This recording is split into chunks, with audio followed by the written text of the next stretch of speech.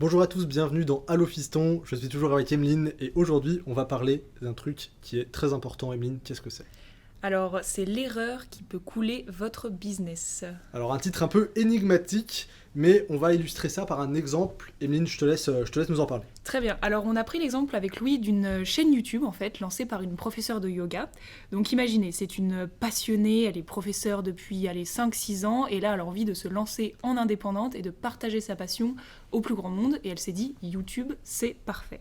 Alors, volontairement, on va décrire ce qu'il ne faut pas faire dans ce cas-là. Vous êtes passionné, vous voulez lancer une chaîne YouTube ou votre business sur Internet. Louis, les choses à ne surtout pas faire. Alors en fait le truc c'est déjà il faut pas le faire parce que tout le monde le fait.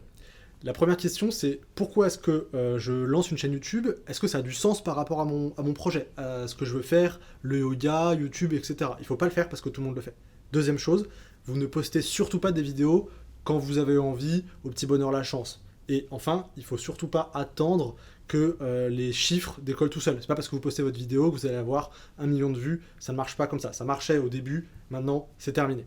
Là en fait, avec l'exemple de cette, un petit peu caricatural certes, mais tout de même de cette professeure de yoga, on a décrit un hobby.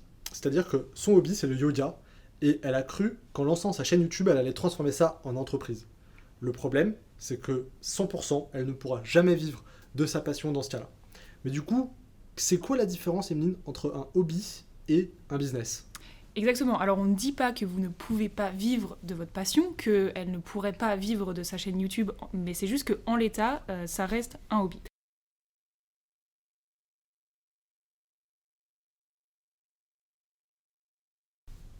Donc en fait, dès le départ, il faut que vous vous mettiez en tête que vous allez créer un business et donc vous allez vous adresser à une audience. Et cette audience, il faut que vous soyez utile en fait. Vous n'êtes pas là pour parler de vous, parler de votre passion, de ce qui vous anime, c'est très bien, mais il faut que vous parliez aux gens. Et c'est notre ami Stan Leloup qui dit ça, il faut que vous résolviez un problème dur, c'est-à-dire douloureux, urgent et reconnu. En fait, quand vous lancez votre chaîne YouTube sur le yoga, pourquoi? Parce que les gens veulent apprendre le yoga, ils n'y arrivent pas et ils ont besoin d'aide. Voilà. Et ensuite, alors, une fois que vous avez identifié ce problème dur, qu'est-ce qu'il faut faire, Louis? Il faut réfléchir à une stratégie d'acquisition. Vos clients, vos visiteurs, vos viewers, en fait, déjà, ils vont pas tomber du ciel. Alors, toujours sur l'exemple de YouTube, une stratégie d'acquisition, c'est pas forcément ce qu'il y a de plus évident. On a évidemment la pub qui existe, on a les featuring avec les autres YouTubeurs, etc. Il y a différentes choses, mais de manière générale, que ce soit sur YouTube ou pas, vous devez réfléchir à une stratégie d'acquisition qui va vous permettre de toucher vos premiers utilisateurs. Et enfin, c'est très bien d'avoir des gens qui regardent votre contenu, qui lisent vos emails, qui viennent sur votre site, mais dans le cas de notre prof de yoga, c'est super d'avoir 100 000 vues par mois sur mes vidéos. Mais c'est pas avec la pub YouTube que je vais gagner de l'argent. Donc du coup, il faut réfléchir à une stratégie de monétisation. En fait, pour résumer, quand on lance une entreprise, il faut savoir pourquoi on vend, à qui on vend, comment on touche ces personnes à qui on vend des choses, et comment on vend, quel prix, de quelle manière, etc.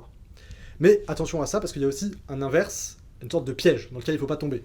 Oui, souvent en fait, quand les personnes passent de la passion au business, elles se mettent en tête qu'il faut absolument que tout soit parfait. Donc elles planifient leurs vidéos, elles écrivent le moindre recoin, ils mettent 5 heures à les tourner, ils achètent 1 000 € de matériel avec un micro super puissant, avec des lumières, avec une caméra.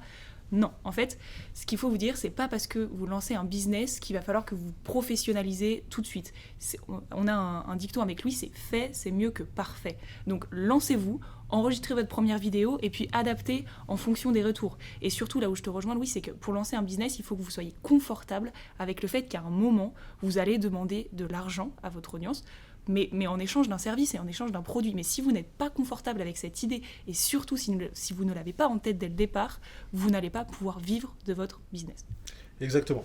Alors, si on reprend maintenant l'exemple de notre professeur de yoga qui veut vivre de sa passion, comment est-ce qu'on pourrait l'aider à professionnaliser un petit peu son approche de sa chaîne YouTube et en fait de son activité? Parce que YouTube, c'est un médium parmi tant d'autres pour atteindre un objectif. Première chose, du coup, il faut que cette professeure de yoga trouve un problème dur, c'est ce qu'on a dit tout à l'heure. Ensuite, il faut qu'elle réfléchisse à une stratégie. Et c'est un des moyens, il y a plein de moyens qui existent, mais un des moyens faciles à comprendre pour mettre en place une stratégie, c'est de poser des objectifs SMART. Qu'est-ce que c'est un objectif SMART, Emeline? Alors SMART, c'est un acronyme en fait. Le premier, le S, c'est pour spécifique. Il ne faut pas que vous disiez je vais lancer ma chaîne YouTube et j'aurai des abonnés, voilà. Non, spécifique, je veux avoir 1000 abonnés, voilà. Le deuxième, c'est M, mesurable. Bah, forcément sur YouTube c'est assez simple, vous voyez les statistiques. Il faut qu'il soit atteignable, surtout il faut qu'il soit réaliste en fait. Donc vous pouvez pas avoir genre 10 millions d'abonnés en 2 mois, non. Il faut que ça soit ambitieux, certes, mais réalisable, sinon vous allez vous décourager, quoi. Tout à fait. Voilà. Le R, c'est pour être réaliste. Est-ce que c'est possible pour vous, avec vos compétences actuelles, avec votre emploi du temps, avec toutes les contraintes dans votre vie? Et le T, finalement, c'est temporellement défini. Nous, on aime beaucoup les objectifs en 90 jours, mais ça peut être aussi un mois, un an, que sais-je. Si on résume, un objectif SMART, qu'est-ce que c'est? Alors, si on reprend l'exemple de notre professeur de yoga, un objectif SMART pour elle, ça pourrait être « Je veux avoir 10 000 abonnés sur YouTube en 90 jours. Je sais que c'est un objectif ambitieux, mais réaliste, si je me donne les moyens de faire une vidéo par semaine. » Avec cette phrase, vous avez couvert un petit peu l'intégralité de l'objectif, et ça permet déjà de poser un axe très précis, une direction dans laquelle on va. Maintenant, troisième chose, super, professeur de yoga, c'est pas le truc le plus original qui existe. Sur YouTube, il y en a déjà une multitude. C'est pas juste avec un concept comme celui-là qu'on va se démarquer. Et donc là, il est important, avant de se lancer, de réfléchir à quelque chose de fondamental qui est la différenciation. Le yoga, c'est hyper large. Par contre, il y a des branches à l'intérieur du yoga qui sont beaucoup plus spécifiques. On peut très bien imaginer le yoga pour des retraités, le yoga pour des cadres à la défense qui n'ont pas le temps, et on fait une vidéo, enfin une chaîne adaptée à ce genre de profil, de jeunes actifs un peu stressés. Il y a autant d'axes, de niches qu'on peut imaginer, mais il faut y réfléchir avant de se lancer. Et surtout, quand on se lance, on n'a pas envie de se restreindre. Et je pense que le problème, c'est que souvent, on veut taper trop large. Mais en fait, et on vous le disait dans un précédent épisode, si votre cible, c'est tout le monde, en fait, il n'y aura personne. C'est personne. Voilà.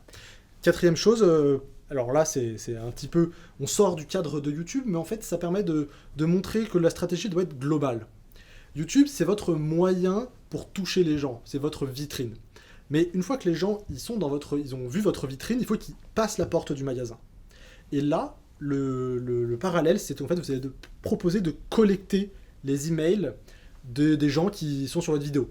Pour ce faire, c'est très simple en fait. Vous mettez un petit message en fin de vidéo, un message en début de vidéo, un truc tout bête du style « Voilà, si vous avez apprécié ma vidéo sur le yoga, je vous invite à aller sur yogapassion.com, laissez-moi votre adresse email, comme ça vous serez averti de toutes mes prochaines vidéos, parce que vous savez, l'algorithme de YouTube informe pas toujours les gens, etc. etc. » Bref, il y a plein de techniques, mais en fait l'idée derrière ça, même si on en reparlera dans un autre épisode, c'est tout simplement d'être propriétaire le plus possible de données. Vous n'êtes pas propriétaire des abonnés YouTube, vous n'êtes pas propriétaire des vues YouTube, vous n'êtes même pas propriétaire des vidéos que vous mettez sur YouTube, je crois, à vérifier. Mais ce qui est sûr, c'est que les gens qui viennent sur votre site et qui laissent leur mail, eh bien, c'est des gens dont vous avez la donnée, vous êtes propriétaire de ça. Et enfin, cinquième chose, Emeline.